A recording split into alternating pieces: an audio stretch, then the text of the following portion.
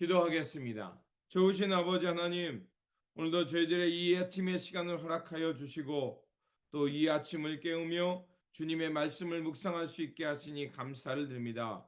주님, 주님의 오심이 가까웠음을 알게 하시고 깨어 이 시대를 잘 분별하면서 하나님 나라와 하나님의 선한 역사가 어디에 있는가를 잘 분별하면서 그 길을 선택하며 살아가는 저희들이 되게 하여 주시옵소서. 특별히 우리에게 임하시고 우리와 함께 하시는 하나님의 말씀이 있습니다. 그 말씀을 우리 가운데 모시고 그 말씀 따라서 바르게 순종하며 살아가는 우리의 삶의 자리 되게 하여 주시옵소서. 우리 구주 예수 그리스도 이름으로 기도드립니다. 아멘. 오늘 우리에게 주신 말씀은 마태복음 19장입니다. 본문 읽기는 19장 16절에서 30절입니다. 어떤 사람이 주께 와서 이르되 선생님이여 내가 무슨 선한 일을 하여야 영생을 얻으리까? 예수께서 이르시되 어찌하여 선한 일을 내게 묻느냐? 선한 이는 오직 한 분이시니라. 내가 생명에 들어가려면 계명들을 지키라. 이르되 어느 계명이 오니까?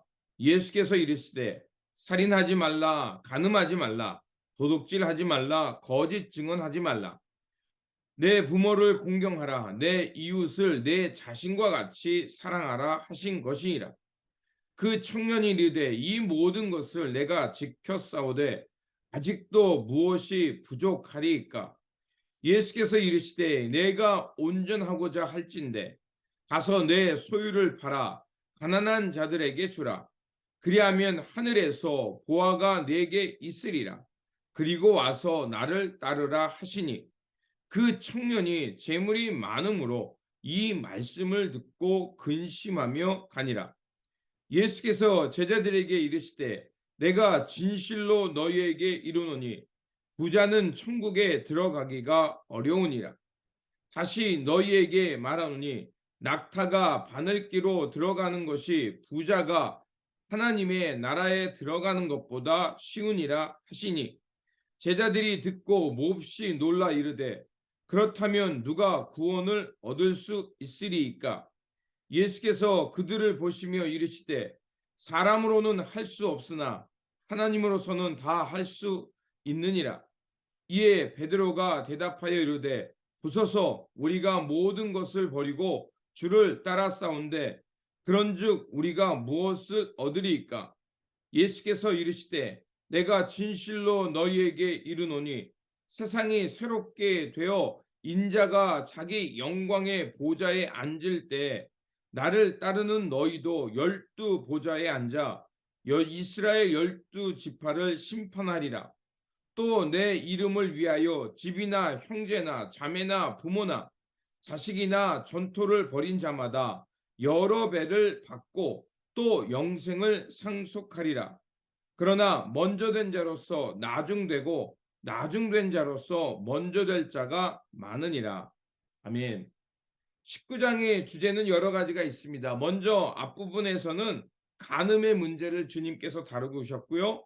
그리고 복음을 위한 헌신이 중요함을 얘기했습니다. 그리고 오늘 우리가 읽었던 바로 영생에 이르는 가르침이 바로 19장의 주제입니다. 오늘 우리가 읽었던 말씀은 바로 한 사람이 예수님께 찾아와서 영생을 얻는 길을 위해서 내가 어떤 선을 행해야 합니까? 라고 질문을 합니다.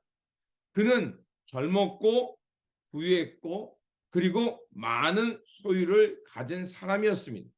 그럼에도 불구하고 그는 부족한 것이 하나 있었는데 그것이 무엇이냐?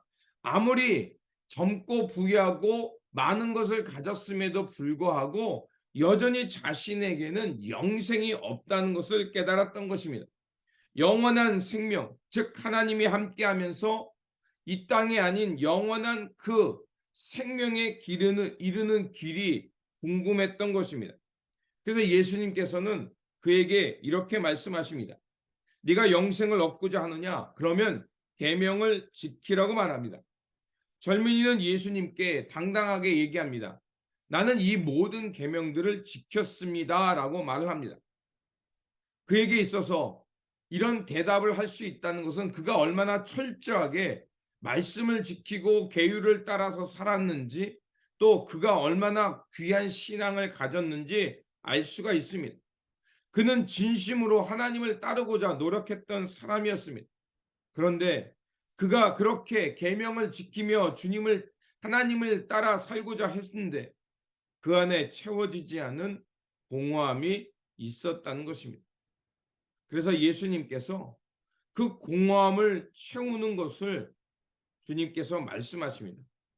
잘했다. 그런데 내가 완전한 사람이 되고자 하면, 여기서 주님께서 말씀하신 것이 중요합니다. 온전한 사람, 하나님 앞에서 하나님의 완전에 이르는 사람이 되고자 한다면 그건 무엇이냐? 내 소유를 팔아 가난한 사람에게 주라. 그러면 내가 하늘에서 보화를 차지하게 될 것이다. 그리고 와서 나를 따르라고 말씀합니다. 예수님께서 말씀하시는 그 온전함, 하나님 앞에서의 온전함은 계율을 지킴으로 무흠한 상태가 아니라, 즉 하나님 앞에서 나의 마음이 나누어지지 않은 상태를 말합니다. 온전함에 이르는 것은 어느 곳에도 매이지 않는 삶을 말씀하고 있는 것입니다. 그런데 이 청년은 어떻습니까? 재산이 많음으로 근심하며 떠나갔다라고 그렇게 결론이 나고 있습니다. 그 젊은 부자 청년이 나중에 돌아왔는지 우리는 알 수 없습니다. 하지만 이 근심하며 돌아갔다는 이 말씀으로 끝나는 이 부분에서 우리에게 마태는 질문을 던지고 있는 겁니다. 우리는 과연 하나님의 완전을 위해서, 그 주님을 따르면서 하나님 앞에 온전한 삶을 위해서 지금 우리는 어디에 귀를 기울이고 있는가? 우리의 마음의 상태는 하나님 앞에 온전함을 추구하며 나누어지지 않고 있는가를 점검해 보라는 질문으로 끝나고 있는 것입니다. 이렇게 부자 청년이 근심하며 떠나자 예수님은 제자들에게 말씀하십니다. 부자가 하나님 나라에 들어가는 것이 낙타가 바늘귀에 들어가는 것보다 더 어려움을 말하고 있습니다. 그만큼 부유함은 하나님 나라에 들어가기가 어렵다는 것을 극단적인 비유를 통해 말씀하고 있습니다. 이 말씀을 들을 때, 이 비유를 들을 때 사람들은 깜짝 놀랐습니다. 왜냐하면 당시 그 사람들은 내가 하나님의 자녀고 하나님의 구원에 이른 자라는 것에 대한 증거가 뭐냐면 부유함이었습니다. 내가 부자가 된다는 것은 내가 하나님께 지금 구원받은 사람이야. 그리고 하나님이 나를 지금 받아들이고 내가 하나님 앞에 온전하게 살고 있어. 그 증거가 무엇이냐? 부자라는 것이었습니다. 그런데 지금 예수님은 뭐라고 말합니까? 부자가 하나님 나라에 들어가기가 어렵다고 말합니다. 오히려 낙타가 바늘귀에 들어가는 것이 더 쉽다라고 말합니다. 여러분, 낙타가 바늘귀에 들어갈 수 있습니까? 없죠. 내가 부유함을 추구하다 보면 하나님 나라를 잃어버릴 수 있다라는 것을, 그 경고를 주님께서 말씀하고 있는 겁니다. 특별히 구약에서, 성경에서는 부를 나쁘다고 말하지 않습니다. 하나님이 함께하자 그의 삶 가운데 부유함이 따라왔다라고 말합니다. 그런데 주님께서 말씀하는 것은 무엇입니까? 그런데 부유함을 추구하다 보면, 부 자체가 나쁜 게 아닙니다. 부유함을 추구하다 보면 그만 생명이 파괴되고 그만 그 마음이 나누어져서 하나님보다 부를 더 사랑하게 되고 결론적으로 하나님 앞에서 온전한 영생을 잃어버리게 된다는 것입니다. 예수님께서는 이 부자 청년과의 대화를 통해서 부유함의 위험성을 경고하고 있는 것입니다. 하나님을 사랑하며 하나님 앞에 온전한 마음으로 살아갈 때 부가 따라올 수 있지만, 그러나 그 부를 추구하게 되다 보면 하나님이 아닌 다른 것을 더 사랑하게 되고 결국 그 부에 매료되어서, 부에 지배되어서 하나님을 잃어버리며 근심하는 삶이 될 수 있다는 것을 말하고 있는 겁니다. 마태는 이 사건을 통해서 이 부자 청년이 부유함을 통해 돌아갔다는 것은 그는 결국 그 결단의 순간에 하나님의 온전한 생명보다 무엇을 선택했냐? 바로 부유함이 주는 안정감. 하나님 앞에서 온전함보다는 그 부유함 속에 누리는 평안함을 추구했음을 말하고 있는 것입니다. 우리는 잘 알고 있습니다. 그렇다면 가난한 사람들은 하나님 앞에 온전한가? 그렇지 않습니다. 부자이든 가난한 사람이든 자신의 삶에 처한 정황에서 부유한 때문에 비인간적인 일들이 나타난 것 같이 가난한 상황 속에서도 비인간적이고 인간으로서는 선택할 수 없는 생명의 해침의 사건이 나타난다는 것을 우리는 알 수 있습니다. 중요한 것은 무엇입니까? 내가 어떤 상황에 놓여 있든지 중요한 것은 하나님을 먼저 생각하고 영원한 생명의 가치에 우리의 중심과 마음을 두는 것이 중요하다는 것입니다.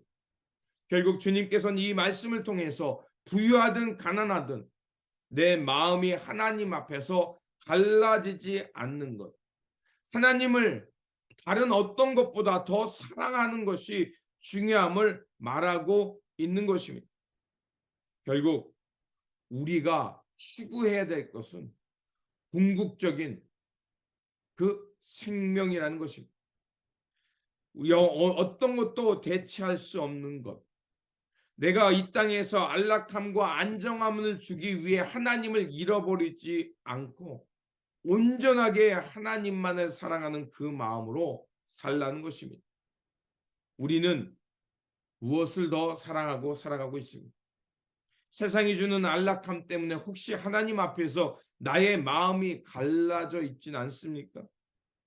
혹시 하나님을 사랑한다고 나갔지만 주님께서 말씀한 대로 먼저 된 자가 나중되고 나중된 자가 먼저 될 수 있다라는 이 말씀을 기억하면서 내 마음이 하나님 안에서 하나님 앞에서 나눠지지 않고 온전히 하나님을 먼저 사랑하고 그 하나님의 사랑 가운데 그 마음의 중심을 두고 살아가야 될 줄 믿습니다. 그러므로 혹시 내 마음을 살피면서 내 마음이 갈라져 있다면 그 마음을 가르게 하는 것들을 비워내고 하나님을 온전히 사랑하는 마음을 담고 생명에 이르는 영생에 이르는 저와 여러분들이 되시기를 주님의 이름으로 축원드립니다. 기도하겠습니다. 우리에게 영원한 생명을 허락하신 하나님, 영생에 이르는 길은 율법의 조항을 지킴으로 무음으로 가는 것이 아니라 하나님을 사랑함으로 하나님 앞에서 온전한 마음을 가질 때 영생에 이를 수 있음을, 그리고 율법을 참으로 지키며 살아가고 올 수 있음을 깨닫게 하여 주시니 감사를 드립니다. 주님, 이러한 깨달음 얻었사오니 우리가 주님 안에서 두 마음을 품지 않도록 도와주시옵소서. 부자 청년이 하나님 앞에 이르고 영생에 이르는 길에 왔지만 그러나 세상이 주는 안정감 때문에 결국 그 영생의 문 앞에서 돌아갔다는 것을 기억하게 하여 주시고 우리가 온전히 주님을 붙들고 주님만을 사랑함으로 하나님이 주시는 그 영생의 마음을 소유하면서 이 땅 가운데 하나님 나라에 이르는 그 생명의 소유한 사람, 끝까지 하나님만을 먼저 사랑하고 살아가는 그 온전한 사람 되어 살아가는 저희들 되도록 지켜 주시옵소서. 우리 구주 예수 그리스도 이름으로 기도드립니다. 아멘.